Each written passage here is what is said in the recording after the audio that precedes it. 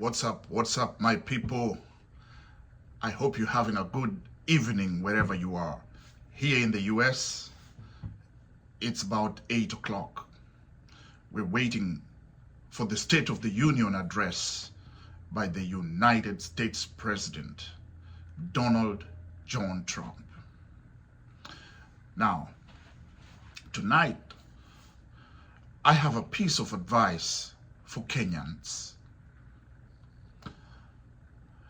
I want to tie my advice to the United States because, let's be honest, Kenyans and Kenya somehow admires the United States very much. And that's okay. It's a great state. They've gone through so much. But we can learn from the United States. The United States had the War of Independence. A lot of people died. The United States had the Civil War,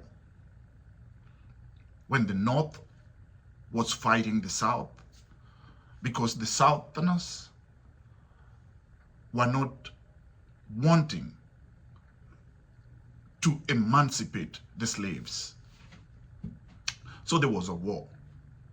Those two wars were very costly. The United States has gone to war many times.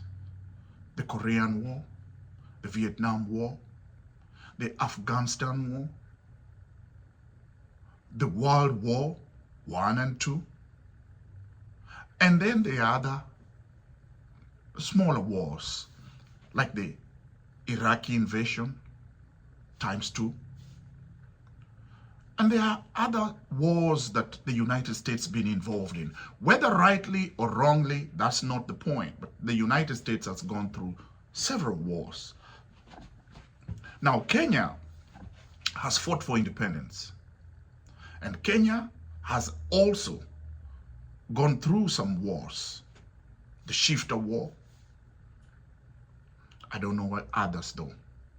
But Kenya has the Kenya Defense Forces that are ready to defend Kenya whenever there's aggression, like from Al-Shabaab when they attacked the Westgate Mall.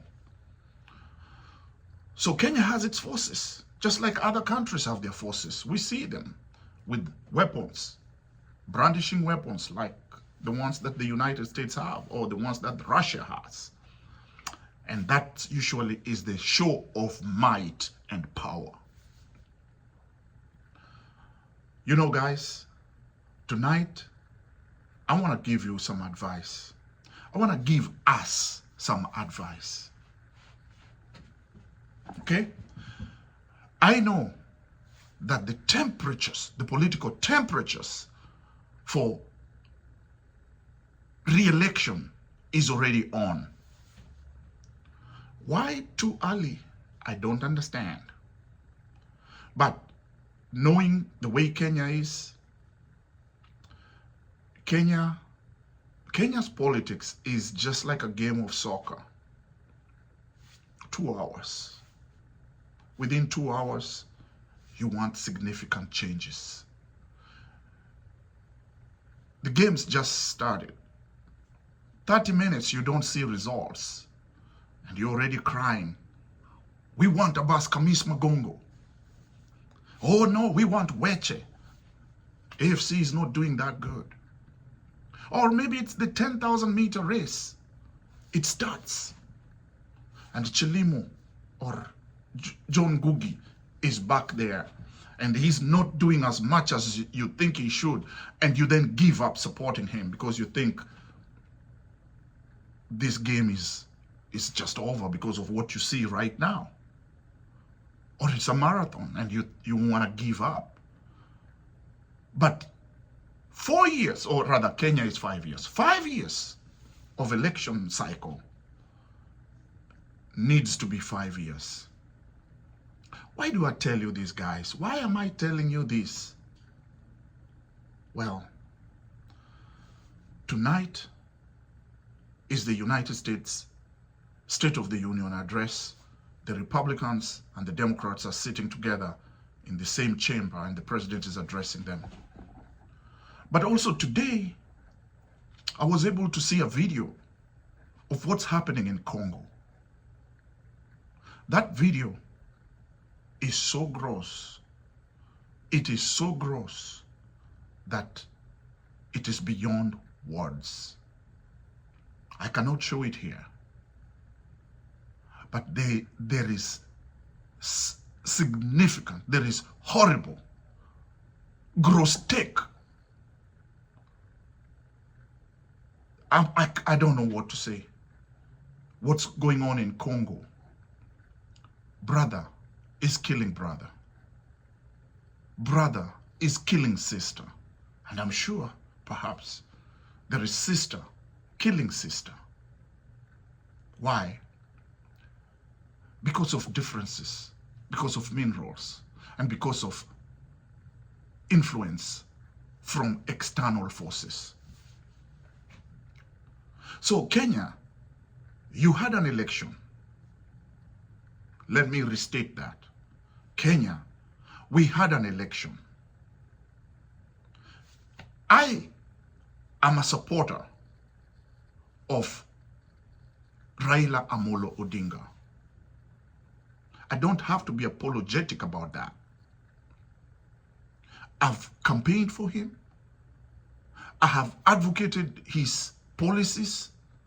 I have spoken to tell people what he means sometimes when they don't understand him.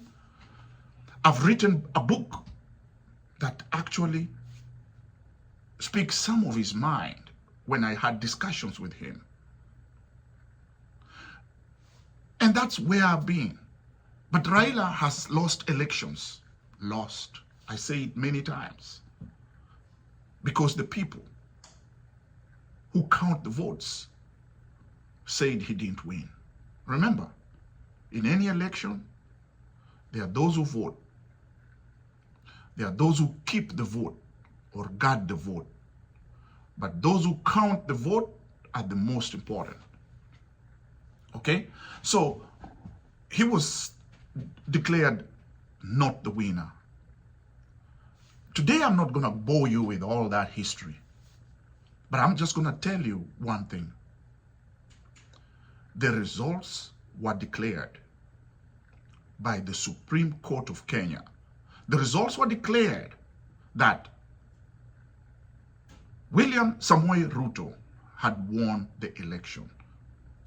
Consequently, William Samoei Ruto and Rigathi Gachagua were sworn in as president and deputy president. Yes, Rigathi Gachagua has been impeached and evicted out of office. That's the process. Whether you agree with it or you don't agree with it, it was the process. He has the right to appeal until the highest court of the land. And when his appeal is exhausted, he stands impeached. And that means that he cannot run for office for 10 years. 10 good years. Rigathi Gachagua will not run for office. That needs to be respected. Unless the constitution changes, unless the law changes, that will be respected. Kenya, because I've equated you with a 2-hour football game, there is agitation to remove Ruto from power. Yes, even Raila tried. But I want you to know that when Raila was actually trying to get the votes counted and get Ruto out of office, I was advising him not to. The only time that I advised that Ruto needs to be impeached was when he goofed on the G2G deal. And I simply said Ruto needs to be impeached because you cannot use the country's great resources wantonly. How do you say it? Wantonly, right? It's not your mama's money. So if you misuse it, you need to be impeached. Well, since that time, Ruto has actually messed up again. He messed up in the Adani deal, and he needed to be impeached even with that. Of course, by that time, the experts from ODM had already joined him. And by the way, there's one thing I need to tell you guys. My name is Dan Orange. Okay? Dan Orange is my brand name. Why Dan Orange? Don't confuse it. I do not derive my name from the Orange Democratic Party. Rather, I was named Dan Orange because my original name, my Kenyan name, is Dan Oronje. And when I was coaching soccer here in the United States, I was coaching a lot of kids to play soccer, man. Some of them just decided to change my name and call me Coach Orange. Coach Orange. So I was Dan Orange way before the Orange Democratic Party was formed. And I will remain Dan Orange even after the Orange Democratic Movement is not there. Or maybe I will die before the Orange Democratic Movement changes its name. But whichever happens first, that's the only time that I will cease using the name. But now, what was I saying? I was telling you about not daring to try to remove the president. He was elected by you. The Constitution says he has 5 years. The Constitution says the way to remove the president is only and only through impeachment. So if you want to impeach him, fine. Do the process. Look at America. They tried to remove Trump twice. They impeached him, but they didn't evict him. Even Clinton, they tried to remove him, but they didn't evict him. Clinton was impeached, but not evicted. Trump impeached twice, but not evicted. So, I'm telling you this, peace is very fragile. Peace is almost like when you are full and you had some corn or maize or ngwashi or nduma in the granary, and whatever is up there in the granary, you don't like it now because you're full. But let me tell you, if that granary is swept by the floods, just in a few hours, you will be dying to get that ndoma. So this clamor that I'm beginning to hear that Ruto must go, you need to seize it. You need to burn it down. You need to remove it. You need to end it. Tiga Miyaki. Because Kenya could go like Congo. I promise you. And you know what, guys? Let me tell you something else that I watched on TV there. Not on TV, actually. It was on YouTube. I watched a comparison of which country is very economically viable. Kenya or Nigeria? Nigeria has a population of 200 and something million people. Kenya has a population of only 50 something million people, maybe 60. They were comparing the two. Kenya has a landmass, I think, of about 500 and something square kilometers. 500 and something thousand square kilometers. Nigeria was almost 900 and something square kilometers. Big, big country. Population, they're big. Landmass, they're big. Then they also have oil.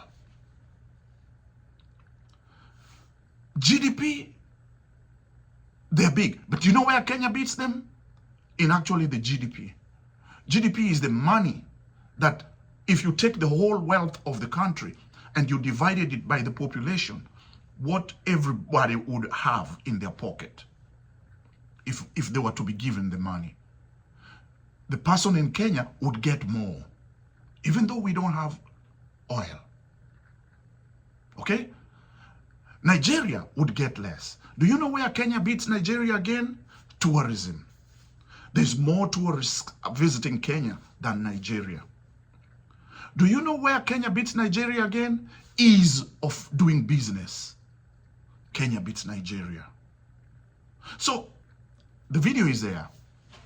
Maybe I'll put it in the comments below so that you can view that video and you can see how Kenya, a small country that has been independent a little, not as long as Nigeria. Nigeria was probably 4 or 5 years, they got 4 or 5 years, independence 4 or 5 years earlier than Kenya. But Kenya has been relatively stable. Even though we've had Jomo Kenyatta for 15 years, Moi for 24 years, Kibaki for 10 years, Uhuru for 10 years, and now Ruto for 2.5 years. Just 5 presidents. We have not gone bad. Do you know why Nigeria is struggling behind? Because they had coups, military regimes. Obasanjo, Sani Abacha, General Mahmoud Mohammed. All those. Is it Mahmoud Mohammed? Mahmoud Mohammed was the general in Kenya. But you know the guy I'm talking about. These coups drew Nigeria back. And the other thing that really drew Nigeria back was the civil war. The people in the East wanted to secede. And they declared war against the Federal Republic of Nigeria. And there was a big war. That war lasted for about 5 years. For those who don't know, you millennials and Gen Zs, that war lasted about 5 years. And it was going really, really well for this for the Biafra people. How did Biafra lose the war? Because the Federal Republic of Nigeria came up with an idea to stifle them, lock them up, lock the section up, don't supply food. There was famine in Nigeria. There was no food in Nigeria. Children died. Grown folks died. Worst part is, I've got to whisper this. Man ate man. Yes, you heard me. Man ate man because there was nothing else to eat. And when they were stifled like that, they agreed to end the war. They laid down their arms. And Nigeria is now still one Nigeria. Kenya has not gone there. We don't want to go there. We don't have to go there. So when you're hearing this Gen Z or people saying, oh God, now Ruto must go.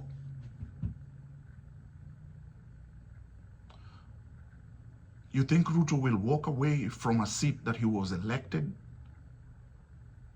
And he has his own command? He is a CNC, Commander-in-Chief of the military forces. So even if the military want to be disloyal, he will still have some loyal forces on his side.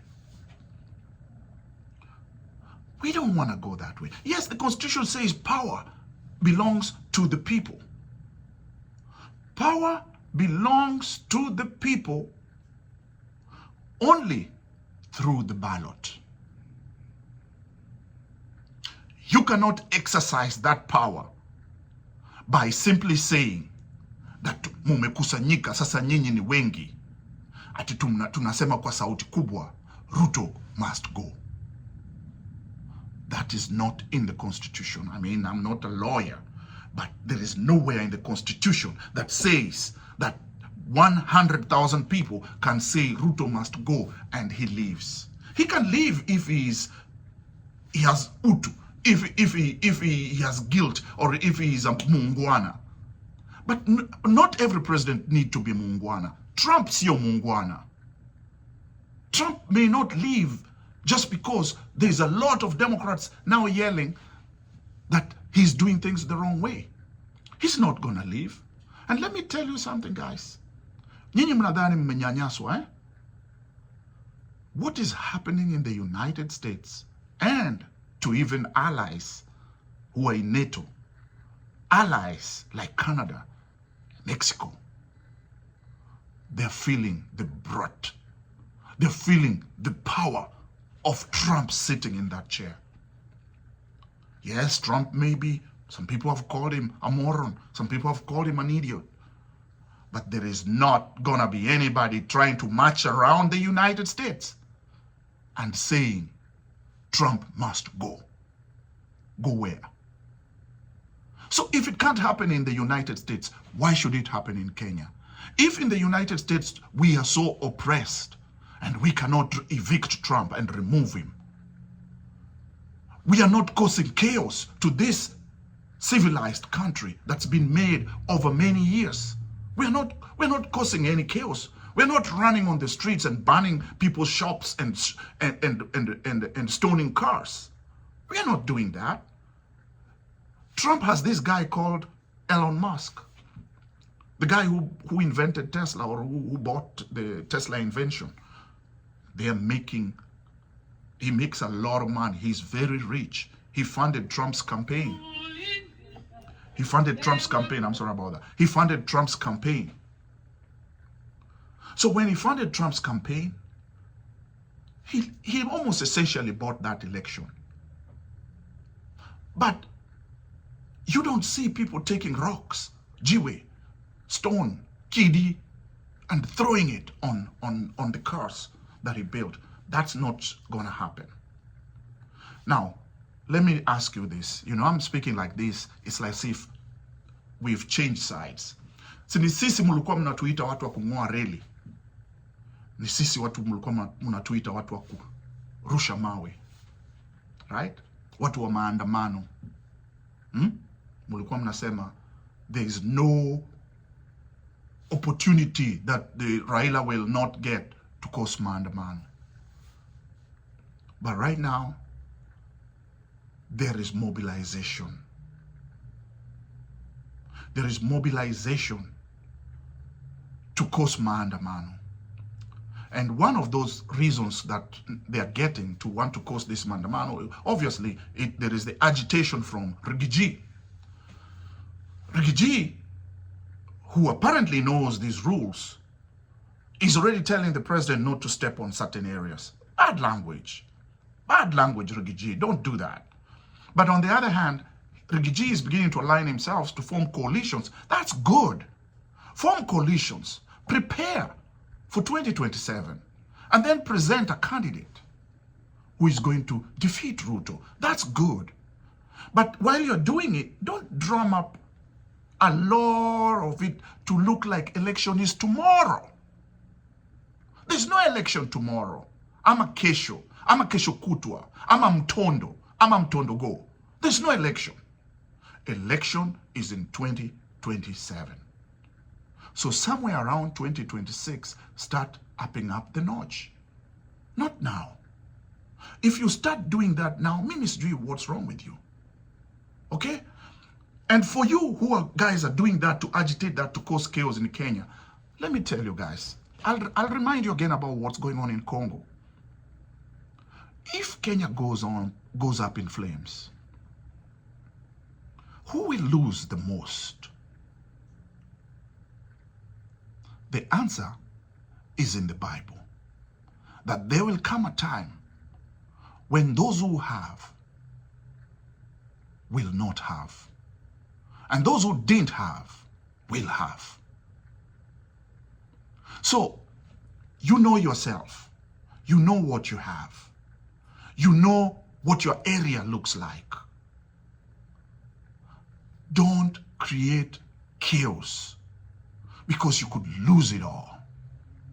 Now, if you're creating chaos because you don't have and you just want to be able to have, your case is a little different. But there is different ways of trying to have. Hustle. Yes, even if the bottom-up economy was a campaign slogan, you can still come up in a different way. Okay? Now, last but not least, I want to say this. This is very important. Ruto is no angel. Ruto has failed in leading this country the way it's supposed to be. Ruto needs advice.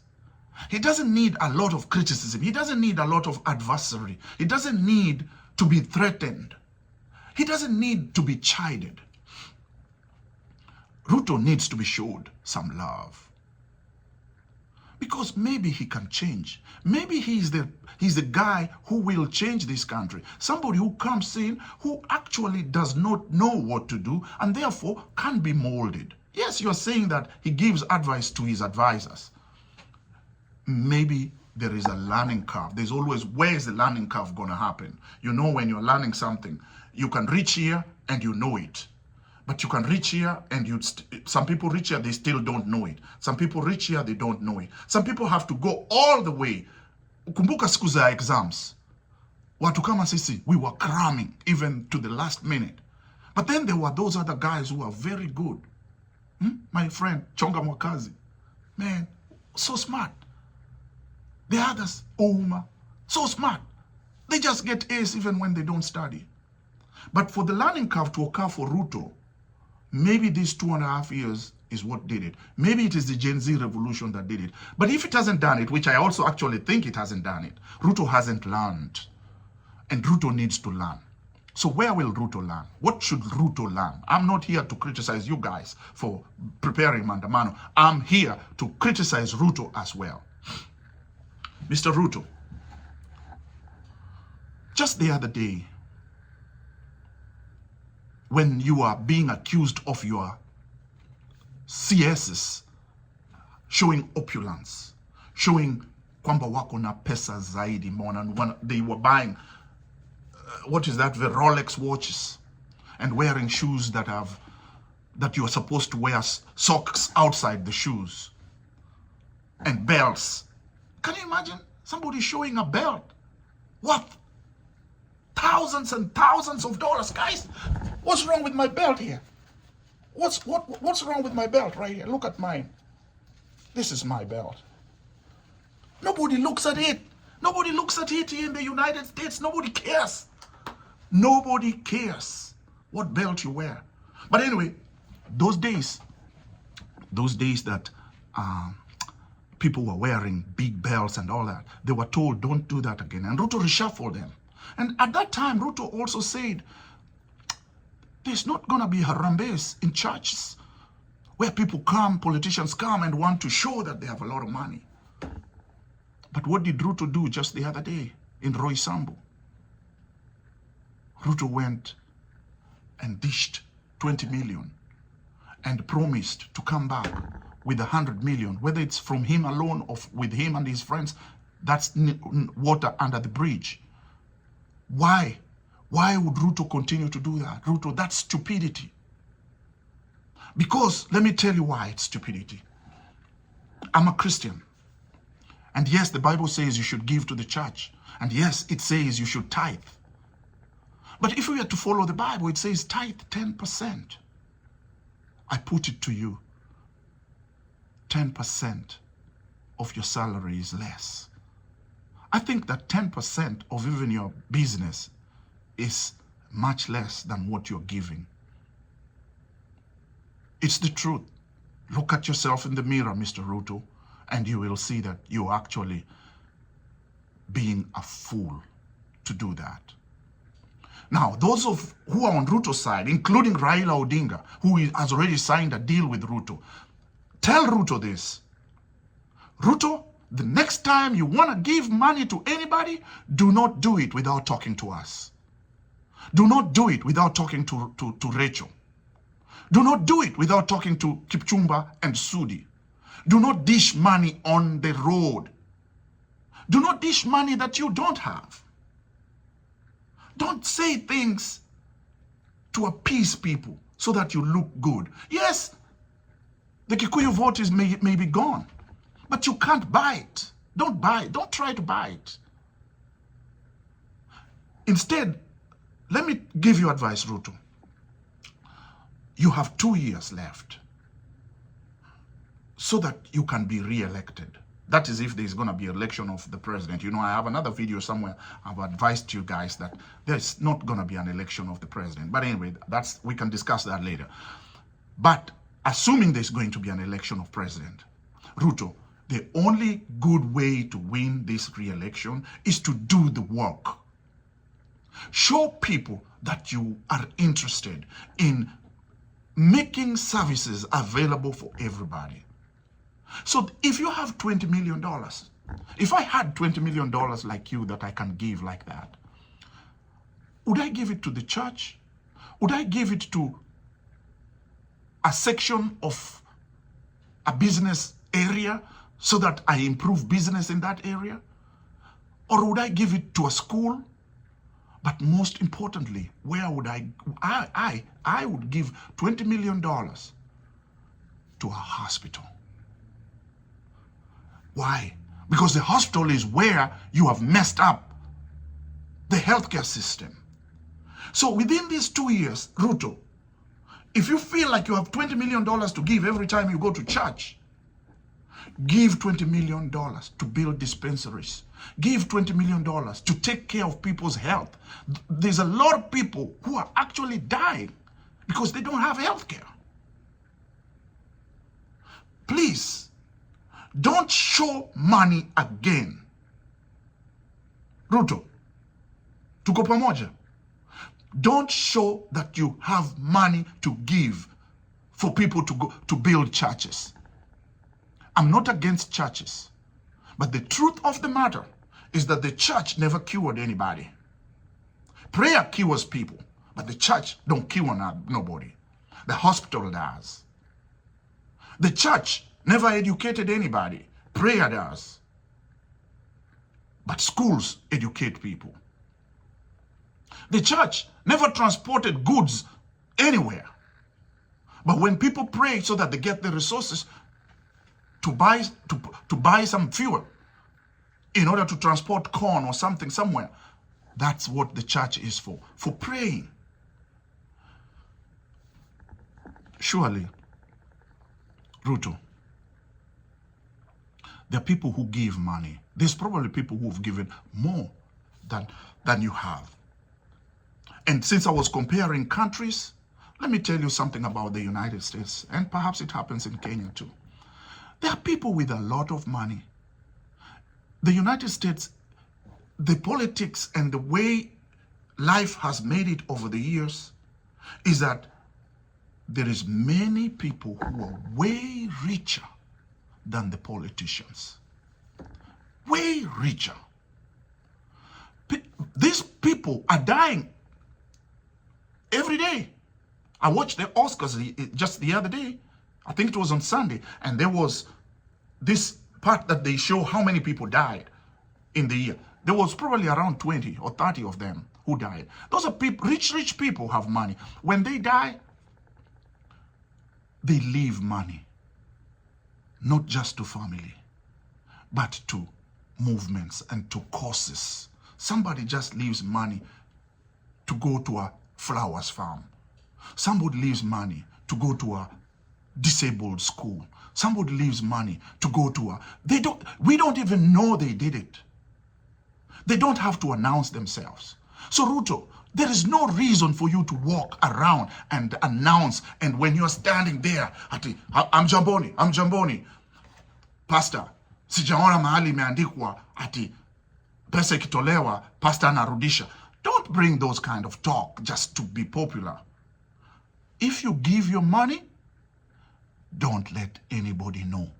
Don't even let it be written anywhere. Let me give you a short story. When I lived in Nairobi, there used to be a lot of bank robberies. And there are people who I know personally who are bank robbers. I'm not going to name their names. But one time, my friends who were bank robbers had robbed a bank in Nairobi, Bank of Baroda. They had stolen a lot of money. And they had ran and holed themselves somewhere. And one of them, I remember his name, was Tarimbo. He kept asking, how much did we get? How much did we get? Man, we need to sit down and count this money. And he was arguing and he was arguing. And then the gang leader told him, shut up. We don't have to count the money. Let's just wait until tomorrow morning. The media will talk about it. They will report how much money was stolen at that bank, and that's what we will know what's in the sack. Now, Ruto, don't do the opposite. Don't tell the newspapers how much you have in the sack. Just give. Someday, when the church is built, the newspaper will write that that church was built with 500 million shillings. Okay? So that's how it is. Okay? I hope you're going to take this and follow this. So I'm giving advice to the people you've signed deals with to check you.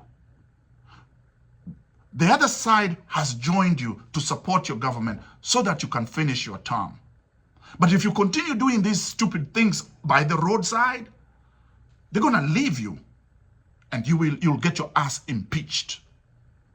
Because it's only my guys who are still holding you. Rigathi Gachagua is right. If we do not hold on to you, you're gone. You will be impeached. I hope you've listened, Mr. Ruto. I don't have any beef with you. I just want you to succeed. I just want you to give services to Kenyans. Now, before I go, I have advice for the people who are in charge of security. Those days, when I was young, I used to line up to go and see Jomo Kenyatta. I lived in the Kenyatta estate. And when Kenyatta was driving along Ngong Road, as far as we were from Kenyatta Market, we were made to run all the way to Ngong Road to wave at Jomo Kenyatta. It was prestigious to do that because he is the president. The president is the symbol of national unity. The president is the person you are proud of. You go to see him willingly. We were feeling that way during Kenyatta. We actually did it during Moi time. And when Kenyatta was president, I was a Boy Scout. I told this story elsewhere.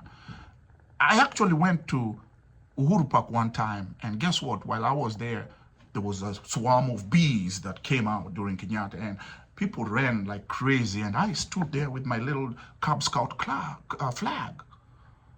And I inherited a huge truck full of ice cream. My father didn't even have money to buy for me ice cream. But now, after everybody ran, there was this truck with ice cream. Ooh, didn't I enjoy? Then when Moi came, I was still now in the scout. And my role was still to hold that flag at that Uhuru Park where, there's a scout person who stands here, and then when people come in like this, they see the flag and they turn around and they salute. I was the guy, I was holding that flag. And while I was there during Moi's time, there is this plane that went, those cadets wanted to show off their skill. And when it went way up, it busted into flames. And there was chaos and people ran. People stumbled on one another. There were deaths. But I stood there waiting for the ice cream cart. And I inherited another ice cream cart. Anyway, my advice to the people who maintain security. Ruto, you're the CNC, but you need to install people who are capable of maintaining security real strong. This issue of people planning to go to the church where you donated money so that they can cause chaos to the pastor who has nothing to do with the money that you gave the pastor. People who are planning those kind of shenanigans, you need to arrest them, you need to prosecute them, and you need somebody tough. And if you don't know who is tough, who I think can do the job for you, Ruto, I have advice. No, it's not me. There is a guy who I think can do it. He has the fire in his belly like Michuki. No nonsense kind of guy. His name is Oscar Sudi. You make that guy the minister of anti-propaganda and let all this manyangarika, what people nungunickering and doing this and this, it will go. And let this country kill this electioneering thing. Okay? Anyway, I think I've gone beyond my time, way, way beyond my time, but sometimes I feel like talking about these things and giving you this advice. And you know, this coming week, Raila is going to give his announcement. And I mean, this week, Raila is giving his announcement. And whatever it is, I am praying that it is something to unify the country. Remember this. Some people are saying, oh, Raila ni msaliti. Raila, we fought for Raila. You did not fight for Raila. There is nobody who fought for Raila. There's nobody who died for Raila. If you died for Raila, you're stupid. If you fought for Raila, you're stupid. You need to fight for Kenya. You are fighting for Kenya. You're fighting for change to come to Kenya and not for Raila. So do not feel some type of way that Raila has betrayed you. He hasn't betrayed you. You are going there for you. Okay? Hapo nimemaliza bwana. See you next time. Cheers.